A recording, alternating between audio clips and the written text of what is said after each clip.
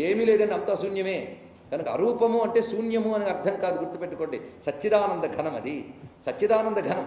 అది కేవలం బ్రహ్మానందానుభవంలోనే తెలుస్తున్నది. అందుకే చిదంబరం ఆకాశలింగం అని చెప్తాం. పంచభూత లింగాల్లో చిదంబరం ఆకాశలింగం. పరమాత్మ తత్వమంతా ఆకాశము ద్వారానే జగత్తుకి అందుతున్నది. కనుక ఆ నిరాకారమైన చిద్ఘనతత్వం అందుకోవాలి అంటే మనకు కొంతమేరకు ఆకాశమే సాకారం. ఎందుకంటే ఆకాశం ఎంత వ్యక్తమైనా అది అవ్యక్తమే. మీకు సూక్ష్మంలోకి వెళుతున్న కొద్దీ అందుబాటులోకి రాదు. భూమి స్థూలం అండి, దానికంటే సూక్ష్మమేది నీరు.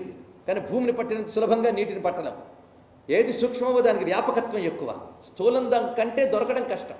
శక్తి కూడా ఎక్కువ ఉంటుంది సూక్ష్మానికి. భూమి కంటే జలం, కనుక జలానికి ఉన్న శక్తి ఎక్కువ, వ్యాపకత్వం ఎక్కువ. జలం కంటే అగ్ని, అగ్నికి మళ్ళీ వ్యాపకత్వము శక్తి జలం కంటే ఎక్కువ. అగ్ని కంటే మళ్ళీ శక్తి వాయువు, దానికి అగ్ని కంటే వ్యాపకత్వం ఎక్కువ. వాయువు కంటే ఆకాశం, దానికంటే మీరు చెప్పలేరు, మనకు పరిచయం అయితే. దానికంటే ఉన్నది పరతత్వం.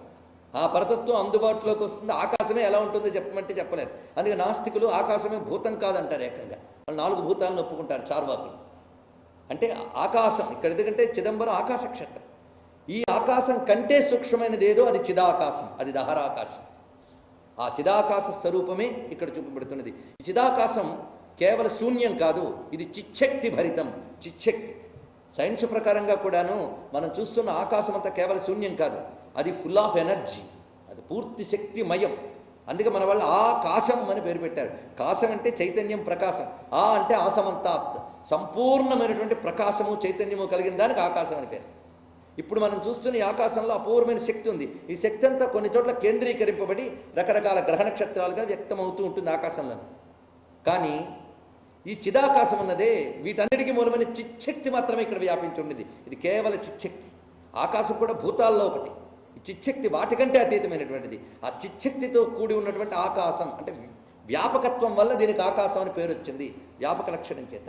ఆ చిచ్చక్తితో కూడినటువంటిది ఆ పరమశివతత్వం, అది చిదంబరం. ఇది మన హృదయంలో, హృదయ భాగం అంతా ఈ చిదాకాశం ఉంటుంది. దానికి ప్రతీకగానే పుండరీకపురంలో చిదాకాశం. మీరు లలితా శాస్త్రంలో చదివే దహరాకాశ రూపిణి తత్వం ఇదే. దహరాకాశ రూపం అదే శివరూపం, అదే శక్తి రూపం, దహరాకాశ రూపం. అలాగే ఉపనిషత్తుల్లో దహర విద్య అని ప్రత్యేకంగా చెప్పబడుతున్నది. దహర విద్య మన హృదయంలోనే పరమాత్మని ధ్యానించి ఉపాసించినప్పుడు దహర విద్య అని చెప్పబడుతున్నది.